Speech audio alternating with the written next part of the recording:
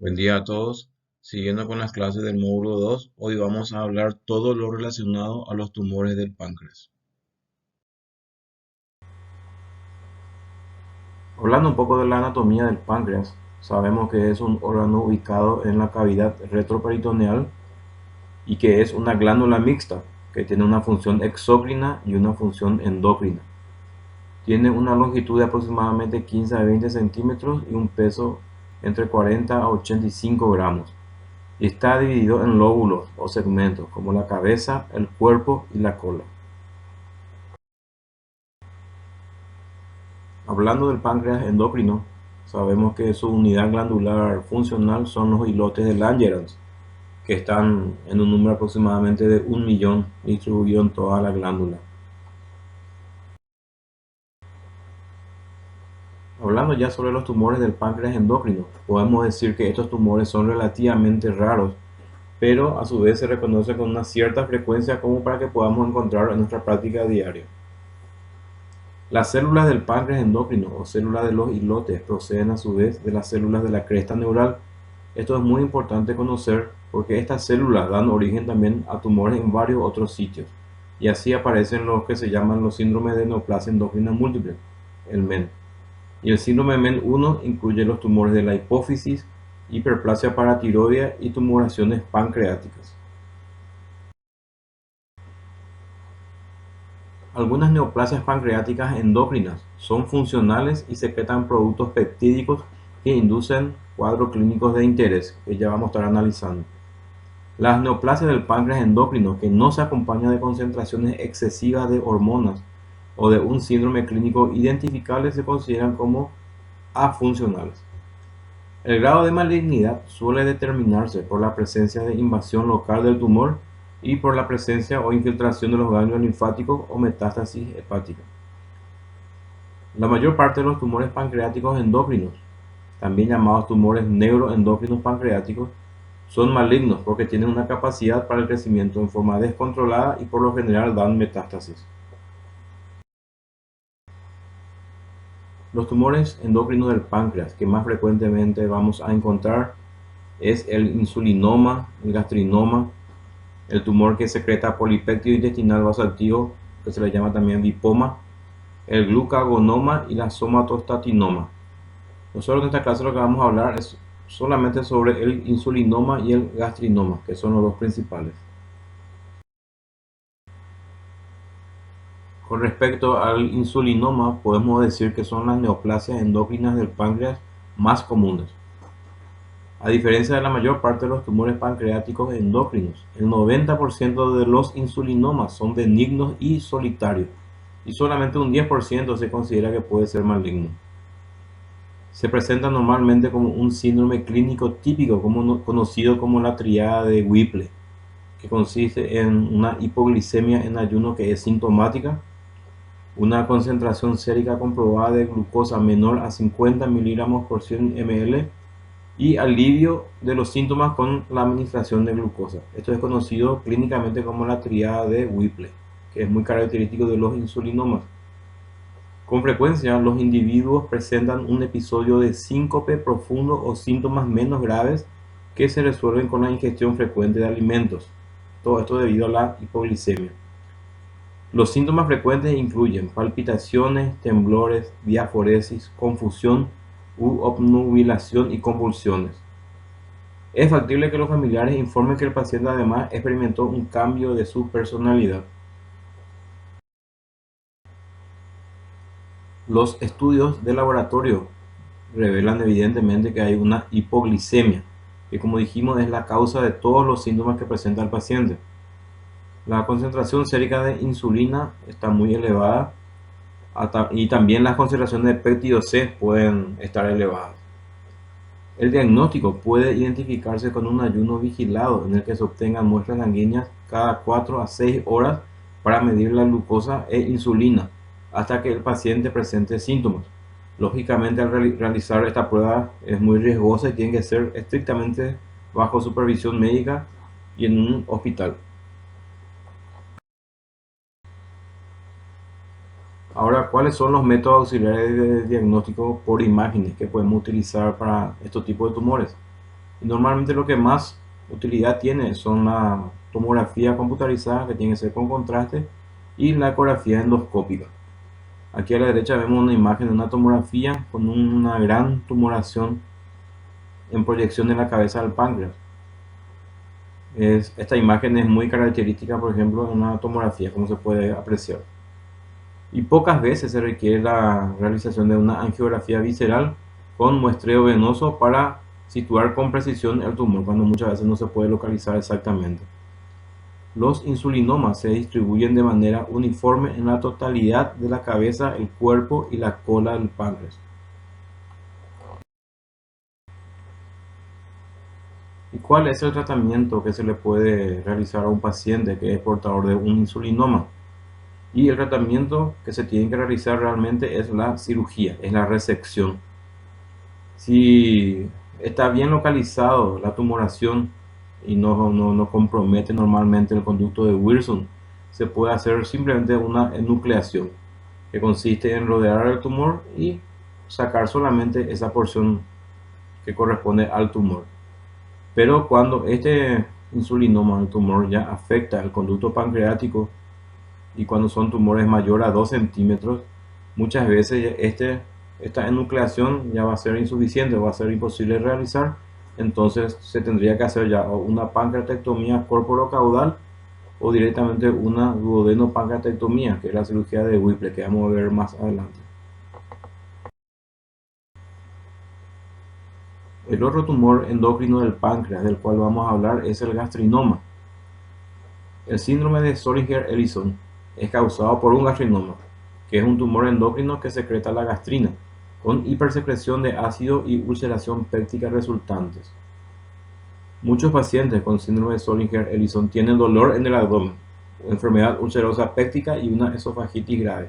Esto es todo por acción del ácido clorhídrico. El diagnóstico se establece al cuantificar la concentración sérica de gastrina.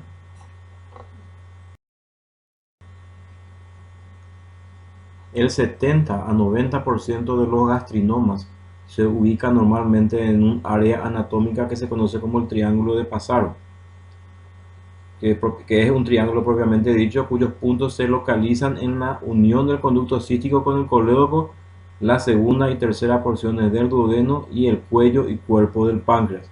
Este es el área que normalmente uno tendría que entrar a buscar la presencia de algún gastrinoma. Hablando ya sobre el tratamiento del gastrinoma, al igual que el insulinoma, si esta tumoración no incluye el conducto pancreático principal, se hace una simple enucleación, o sea, se saca la tumoración nada más. En los gastrinomas solitarios, sin metástasis, normalmente se justifica ya una resección pancreática.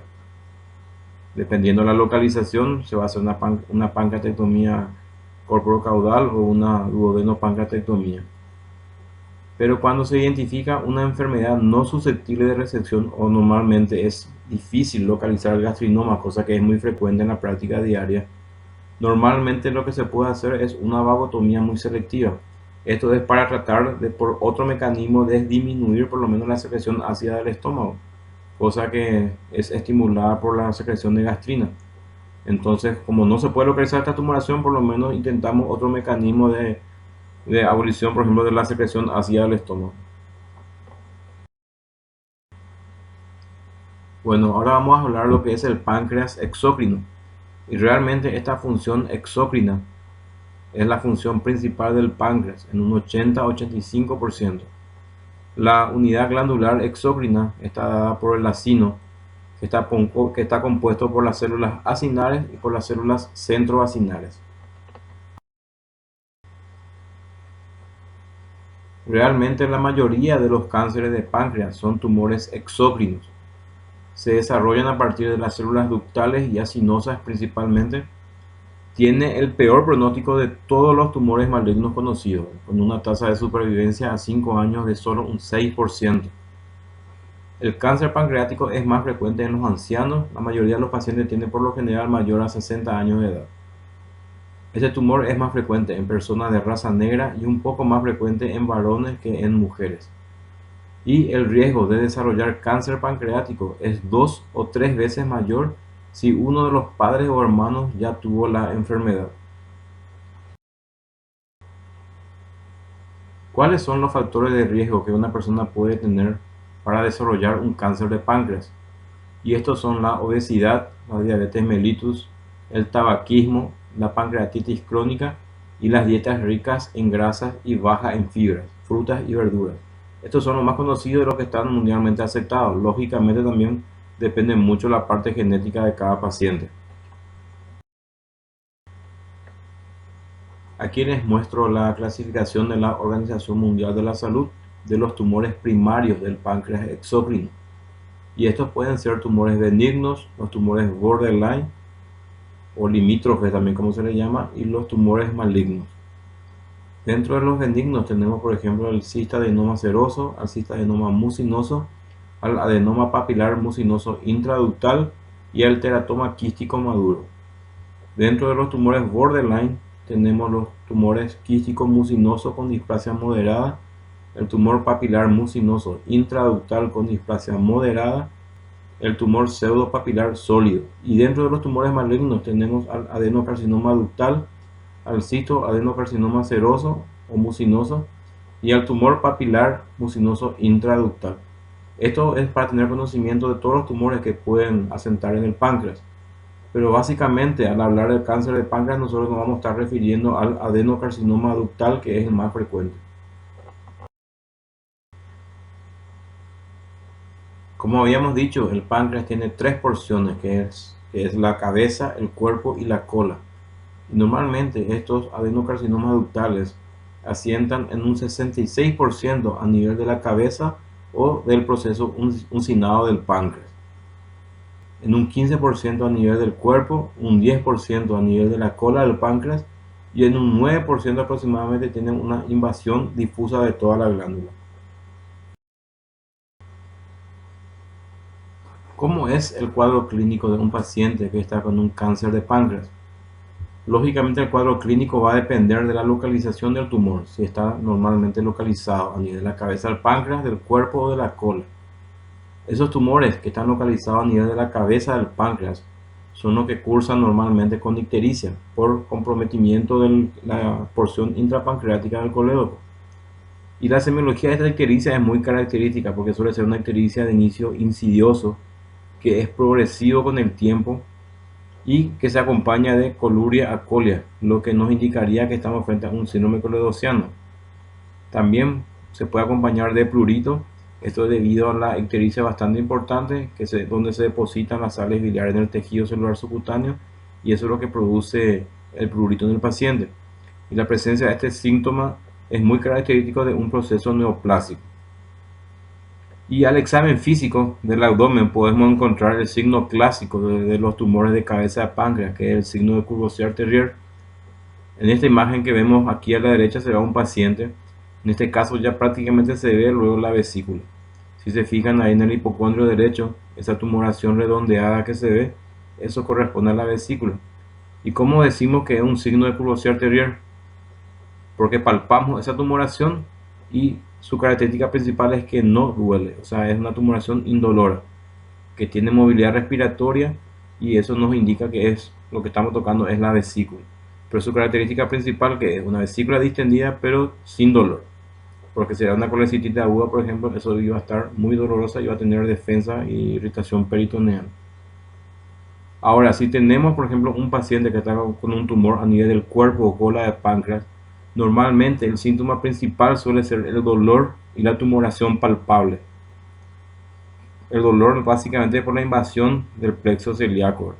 Y la tumoración normalmente es porque, como está en un lugar donde no da síntomas tempranos, normalmente cuando se diagnostica ya está bastante crecida la masa. Cosa que no vemos normalmente en un tumor de cabeza de páncreas, porque antes de que llegue a un tamaño como para que se pueda palpar, ya produce la ictericia. Entonces clínicamente podemos diferenciar así entre un tumor de la cabeza del páncreas o del cuerpo y la cola del páncreas. Lógicamente, al ser un proceso neoplásico, también se puede acompañar con el síndrome constitucional como la astenia, anorexia y la pérdida de peso. Este es un cuadro nada más, como para complementar lo que le había explicado referente al cuadro clínico. donde hace referencia a la frecuencia de cada síntoma que se puede ver en los tumores de la cabeza, del páncreas y del cuerpo y la cola.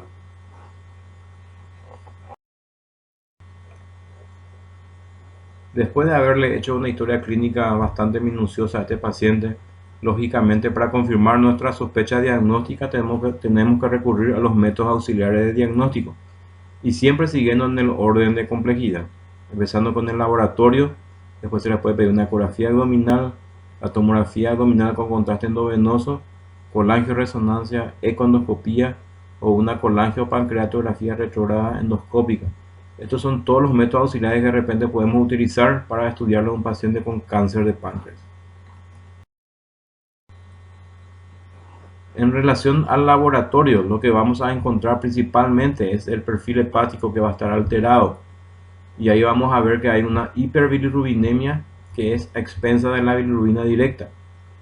Hay una fosfatasa alcalina y la gamma GT también que están elevadas. Esto nos indica evidentemente que hay una obstrucción de las vías biliares.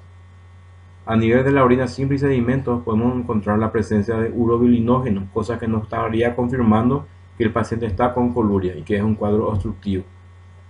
La crisis sanguínea, el TP sobre todo va a estar prolongado. Dijimos que el TP de síntesis hepática normalmente puede estar alterado también aquí y se ve como un tiempo de protomina prolongado.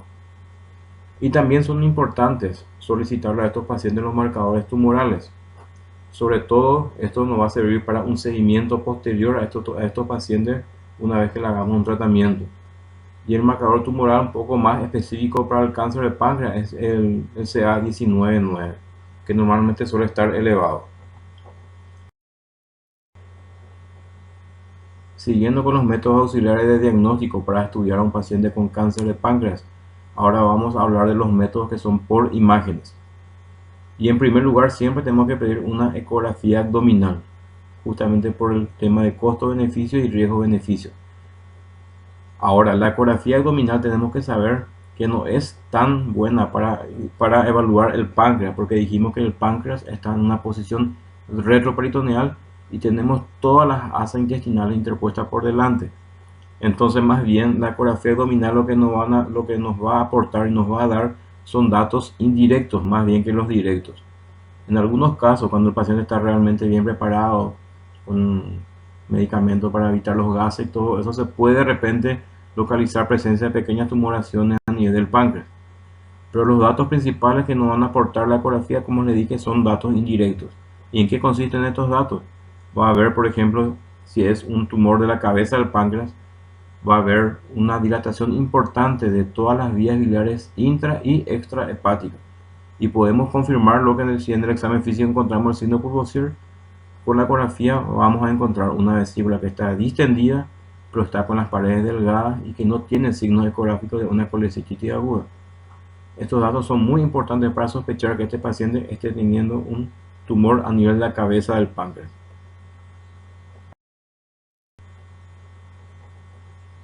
Siguiendo ya con un estudio más complejo, acá tenemos la tomografía computarizada, que realmente es el método gold standard para el diagnóstico del cáncer de páncreas. Aquí en esta imagen vemos a la izquierda la presencia de una tumoración bastante importante a nivel de la cabeza del páncreas. Y en la imagen de la derecha, ahí podemos ver la relación que puede tener realmente estos tumores con la parte vascular, que es lo que más nos interesa a nosotros como cirujanos para evaluar la posibilidad de resección o no de estos tipos de tumores.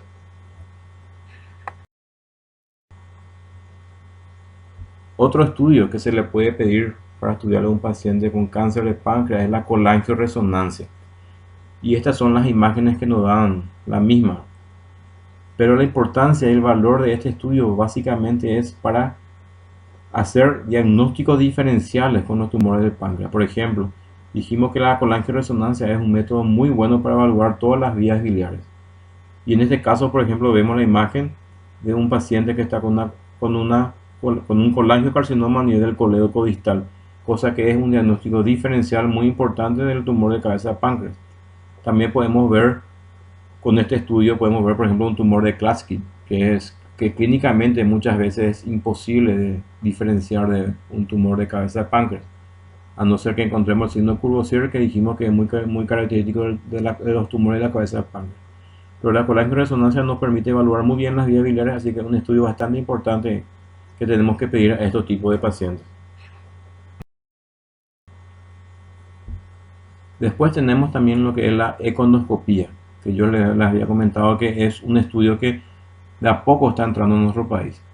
Pero esto ya es un estudio más invasivo, ya que los dos anteriores que hablamos, pero es realmente muy importante en el contexto del estudio de estos tipos de pacientes.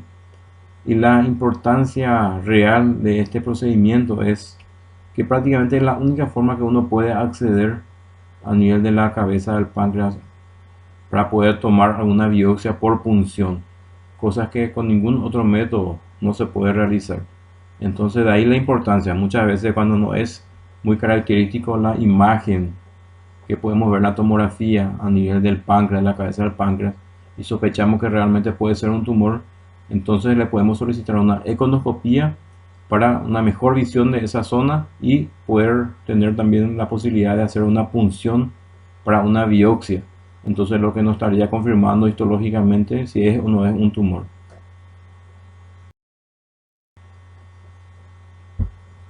El otro estudio que también se puede pedir en el contexto de un paciente que está con un cáncer de páncreas es la colangiopancreatografía retrograda endoscópica, la CEPRE.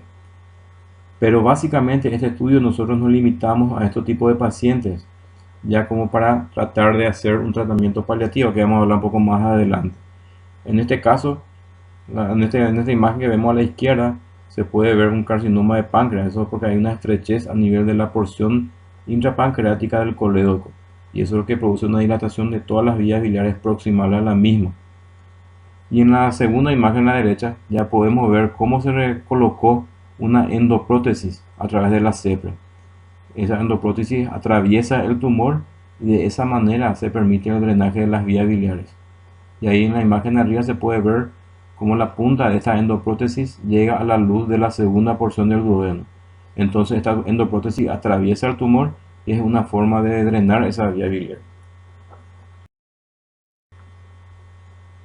Hablando ya sobre el tratamiento del cáncer de páncreas, como cualquier tipo de tumor siempre podemos decir que el tratamiento va a ser curativo o va a ser paliativo.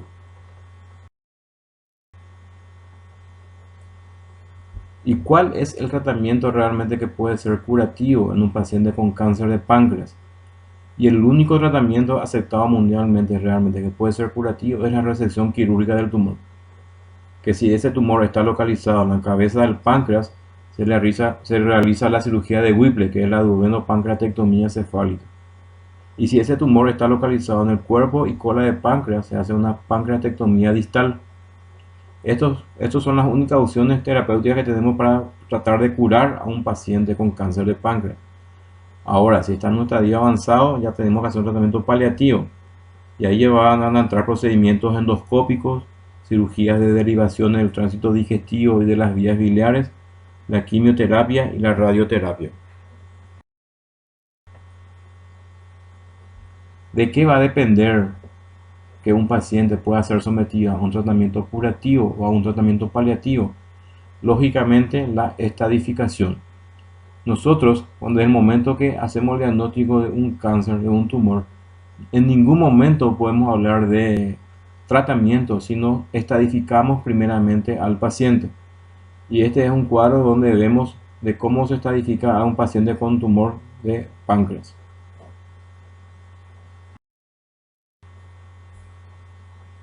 Dijimos que el tratamiento curativo del cáncer de páncreas es solamente la resección quirúrgica de este tumor.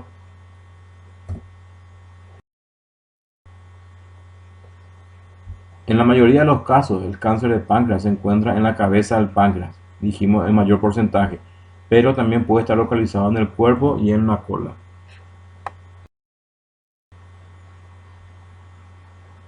Cuando nosotros ya estadificamos todo al paciente con cáncer de páncreas y según los métodos auxiliares de diagnóstico preoperatorios nos pareció que puede ser sometido a un tratamiento curativo, una resección amplia, entonces procedemos a la cirugía.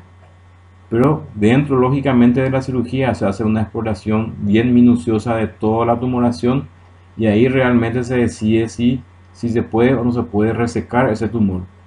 ¿Y cuáles son estos hallazgos que de repente pueden contraindicar una resección? Es cuando encontramos la presencia de metástasis hepática, no importa el tamaño. En el momento que hay metástasis se considera ya que es un estadio 4 y está totalmente contraindicado hacer la cirugía resectiva. También cuando hay una afectación de los ganglios linfáticos celíacos, porque ya son ganglios que están alejados de la tumoración y se consideran ya como metástasis también. Cuando hay implantes peritoneales, que es la carcinomatosis peritoneal, donde vemos que el tumor está diseminado a toda la cavidad y se ve como granos de arroz que están diseminados en todo el peritoneo de ese paciente. Y también cuando hay una afectación de los ganglios linfáticos del hilio hepático. Ahora, de repente, ¿cuáles son los hallazgos que no contraindican una resección? Muchas veces ese tumor es grande y hay una invasión del duodeno o parte distal del estómago, pero el tumor está localizado solamente ahí. Eso se puede resecar porque eso vamos a ver después en la cirugía que eso se saca en forma de bloque. Tampoco contraindica la resección cuando hay ganglios linfáticos localizados peripancreáticos, porque eso sale todo con la pieza operatoria. Y tampoco la presencia de ganglios linfáticos afectados a lo largo del hilio hepático, que pueden equiparse junto con la pieza. Se hace una buena disección de estos ganglios y eso se saca todo en bloque. ¿En qué consiste el tratamiento quirúrgico curativo de los tumores de la región ampular y periampular? Y es lo que se llama la cirugía de Whipple. Esta cirugía de Whipple, ¿dónde está indicado realizar? Y normalmente esta cirugía se realiza como tratamiento curativo de todos los tumores, por ejemplo, de la ampolla de Vater, que es el ampuloma, de los tumores del colédoco distal, los tumores de la cabeza del páncreas y los tumores de la segunda porción del duodeno. ¿Esto por qué? Porque anatómicamente tanto el duodeno como la cabeza del páncreas comparten la vascularización, entonces es imposible resecar el duodeno sin tener que resecar la cabeza del páncreas y viceversa. Entonces por eso se habla de tumores de la región ampular y periampulares que corresponden a estos tumores que le acabo de citar. Entonces el tratamiento básicamente es el mismo para estos tipos de tumores, que es la cirugía de Whipple. ¿Y en qué consiste esta cirugía de Whipple? Es una cirugía abdominal muy compleja, realmente es una de las mayores cirugías que un cirujano puede hacer en el abdomen, pero a modo de competencia de ustedes, solamente tienen que saber por lo menos las cosas, o sea, las partes anatómicas que hay que resecar en esta cirugía. En este caso, como estamos hablando de un tumor de cabeza de páncreas, que dijimos que era una de las indicaciones, entonces se realiza esta cirugía y aquí vemos en este dibujo, en esas zonas que están punteadas, son las zonas que realmente, o sea, son las zonas que se resecan en esta cirugía. Entonces acá vemos que se tiene que resecar la cabeza del páncreas, el duodeno de toda su porción, de primera, segunda, tercera, cuarta porción del duodeno hasta el primer asa yeyunal. Se reseca también toda la vesícula y completamente el colédoco. En algunos casos la diferencia de algunos centros quirúrgicos es que algunos hacen conservación del píloro y en otros centros quirúrgicos, como nosotros por ejemplo, sí o sí hacemos con una antrectomía agregada también. Lógicamente, después de la resección bastante amplia que se realiza en la cirugía de Whipple, quedan 3 vías que hay que restituir, que son la vía pancreática, la vía biliar y la vía digestiva. Y hay varias formas donde se puede realizar, o sea, que se puede realizar la restitución del tránsito. Pero nosotros realizamos más frecuentemente en un solo asa, lo que se llama la cirugía de Child. Y la primera anastomosis que normalmente hacemos es la anastomosis, como se ve acá en este dibujo, la anastomosis del páncreas. Ese asa yeyunal dijimos que se seccionaba hasta el primer asa yeyunal, entonces el asa yeyunal distal que queda, eso lo llevamos y suturamos al páncreas, la primera anastomosis que normalmente hacemos. La segunda anastomosis que se realiza es la vía biliar, que hay que restituir su tránsito, y se hace la anastomosis término-lateral. La del páncreas normalmente se hace una término-terminal también, y en la vía biliar se hace una término-lateral. Y la tercera vía que normalmente tenemos que restituir es la vía gástrica. Normalmente puede ser una gastroyeyunal, término lateral, puede ser lateral también. Pero normalmente es la última vía que restituimos para que el alimento no entre en contacto con las demás vías que ya estamos restituyendo con la cirugía. Pero ustedes básicamente lo que tienen que saber entonces, esta cirugía de Whipple es lo que se reseca, que dijimos que era la cabeza del páncreas, el duodeno en todas sus porciones, el primer asa yeyunal, la vesícula con el colédoco en todas sus porciones. Puede ser con o sin antrectomía. Ahora, cuando el tumor está localizado en el cuerpo o la cola del páncreas, entonces lo que se tiene que hacer es una pancreatectomía distal o corporo caudal también que se llama. Y por lo general siempre va acompañado de una esplenectomía.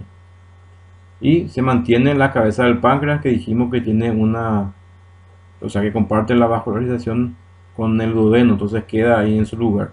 Y solamente se reseca el cuerpo y la cola del páncreas.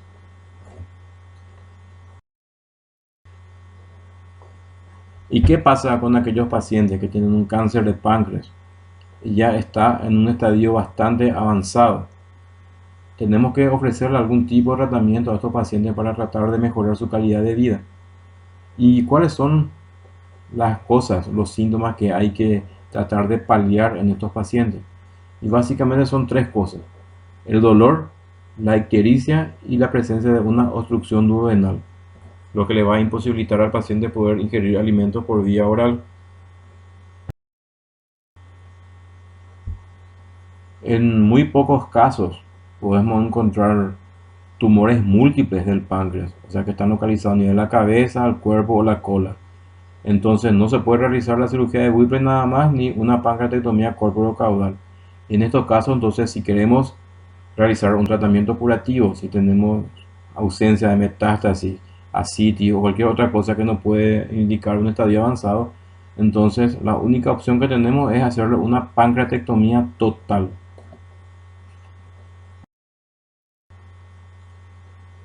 Y al realizarle al paciente una pancreatectomía total, lo que va a quedar pendiente de reconstruir son el tránsito digestivo y el tránsito biliar, porque el páncreas dijimos que resecamos en su totalidad. Entonces esta es la forma como se puede restituir el tránsito, a través de un solo asa.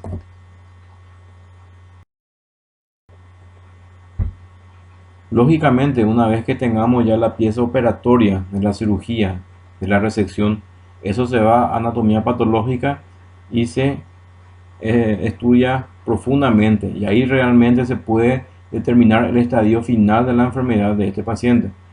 Y de acuerdo a qué estadio esté, entonces se puede hacer un tratamiento adyuvante, aparte de la cirugía, que consiste en la quimioterapia o radioterapia, para tratar de seguir con un tratamiento curativo del paciente. Dijimos que cuando entramos a operar un paciente con cáncer de páncreas y de repente encontramos algunos de los criterios que dijimos anteriormente, entonces es imposible realizar la cirugía de Whipple, o sea, la resección. Entonces lo que hay que hacer es una paliación nada más de ese paciente. ¿Y cuáles son las metas que nosotros como médicos debemos seguir en el tratamiento de estos pacientes como tratamiento paliativo? Y normalmente lo que nosotros tenemos que perseguir es controlar la enfermedad, acompañar al paciente en todo momento, tratar de prolongarle más la vida al paciente, aliviar los síntomas y tratar de mantenerle con una calidad de vida aceptable. Ahora ya hablando del tratamiento paliativo de los tumores de la región ampular y periampular, que dijimos que tenemos que tratar el dolor, la ictericia y la obstrucción duodenal. ¿Cómo vamos a hacer eso? En relación al manejo del dolor de estos pacientes, lógicamente siempre hay que tratar de agotar todas las instancias, nunca empezar de lo más complejo. Por eso hablamos de los escalones. O sea, en el escalón 1, por ejemplo, tenemos los analgésicos no opioides, los AINES normalmente, como el paracetamol, la dipirona.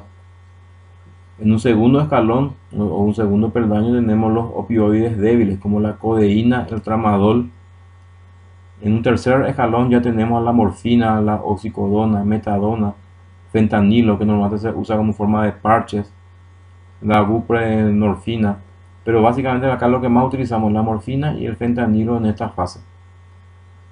Y si a pesar de todos estos medicamentos que se le da al paciente, normalmente el dolor es insoportable, que no le deja vivir al paciente prácticamente tranquilo, entonces se recurre a la cirugía y a otros métodos invasivos, como por ejemplo entrar y hacer un bloqueo del plexo celíaco con una alcoholización, con alcohol absoluto. Entonces eso disminuye bastante el dolor en el paciente. Si el paciente tiene un tumor en la cabeza del páncreas y que es irresecable, lógicamente lo otro que tenemos que paliar es la ictericia, porque el paciente va a estar súper ictérico y esto lógicamente puede llevar a una infección de la vía biliar, a una colangitis, y eso le lleva a la muerte del paciente. Entonces, para tratar de paliar esta ictericia, ya que no se pudo resecar, entonces una de las formas que se puede recurrir es a la CEPRE, que ya le había explicado. Normalmente se recurre a esto para colocar una endoprótesis, en este caso cuando ya es como tratamiento paliativo, ya no le vamos más a operar al paciente, se va a quedar entonces con esto en forma definitiva. Entonces se le coloca un stent metálico autoexpandible que atraviesa el tumor, y eso permite un drenaje de esa vía biliar y el paciente ya se queda con eso. En el caso de que sea muy difícil realizar o imposible realizar la CEPRE por problemas anatómicos o por varias otras cosas, entonces otra opción que tenemos para paliar esta ictericia es hacer un drenaje transparieto hepático, o sea, drenar esa vía biliar por arriba en forma percutánea. Y en esta imagen vemos cómo se atraviesa el hígado, se llega a una vía biliar, y lo ideal es que la punta de ese catéter llegue hasta el duodeno. Y es ahí lo que se habla de que este paciente tiene un drenaje interno y externo. ¿Por qué interno? Porque a través de ese drenaje va a drenar algo de bilis al duodeno, que es el lugar donde tiene que estar. Y externo porque a través de ese drenaje va a salir también en forma externa, hacia afuera. Y eso se conecta a un colector y ahí se va juntando la bilis que va drenando. Si este paciente al que le vamos a hacer un tratamiento paliativo está con ictericia y a su vez ya con una obstrucción duodenal, preferentemente ya decidimos un tratamiento paliativo quirúrgico. No como para tratar de resecar esa tumoración, no para hacer una cirugía de Whipple, sino lo que perseguimos en ese caso es hacer una derivación de la vía biliar y del tránsito digestivo. Entonces lo que hacemos normalmente es una derivación bilodigestiva, o sea, una hepático-yeyunal en Iderux y una gastro-yeyunal. Acá, como la había explicado en una clase anterior, en el lado izquierdo, en la imagen izquierda, vemos la derivación de la vía biliar, y en la imagen a la derecha la forma como se realiza la derivación del estómago al yeyuno. Normalmente se usa en un solo asa para realizar las dos derivaciones. En esta cirugía no hay ninguna resección, solamente se deriva, como dijimos, el tránsito de la vía biliar y del tubo digestivo, lo que le permite al paciente que pueda comer por la boca y que su ictericia se mantenga, o sea, que esté en disminución. Y esto le da mucho mejor calidad de vida al paciente. Lógicamente, estos pacientes que son portadores de un cáncer de páncreas, y más todavía después de haberse realizado la cirugía de resección o igual en tratamiento paliativo, es evidente que van a tener problemas de la nutrición, de la alimentación, porque sabemos que, como dijimos, que la glándula pancreática es muy importante para la digestión, por la secreción de todas las enzimas digestivas. Entonces, estos pacientes necesitan un acompañamiento muy de cerca de todo un equipo, donde incluye las nutricionistas y varios otros, medicina paliativa, oncología, pero hay que dar un énfasis muy importante a la nutrición de estos pacientes, porque evidentemente van a tener una insuficiencia pancreática exócrina que va a necesitar probablemente la administración de medicamentos. Estos pacientes normalmente tienen una disminución del apetito, tienen una sensación de saciedad rápida o saciedad precoz. Dijimos que tienen una insuficiencia pancreática exócrina. Estos pacientes están muy mal nutridos y puede desencadenar lógicamente en una diabetes nueva, o que sea o algo que está empeorando ya de una diabetes que ya tenía el paciente de base. Y en su acompañamiento de estos pacientes, en las consultas posteriores que vienen junto a nosotros, lógicamente evaluamos toda la parte nutricional, la molestia que puede tener el paciente y ahí vamos ajustando. Como les dije, es un manejo multidisciplinario de estos pacientes porque son pacientes muy complejos y realmente tienen muy mal pronóstico estos pacientes. Pero tenemos que acompañarle hasta el final a estos pacientes y a sus familiares. En caso de que detectemos que el paciente tiene su insuficiencia pancreática exócrina, lógicamente existen en el mercado suplementos, o sea, de enzimas pancreáticas que le damos al paciente con las dosis, lógicamente de acuerdo a la necesidad del mismo. Se le tiene que hacer un cambio en la dieta, tiene que ser una dieta baja en grasa, con un aumento de la frecuencia de comida, o sea, comidas pequeñas o refrigerio, nada de comida muy copiosa. Y se le da también suplementos nutricionales y estimulantes del apetito para que pueda tener mayor ingesta y mejor calidad de vida por ende de este paciente. Muchas gracias.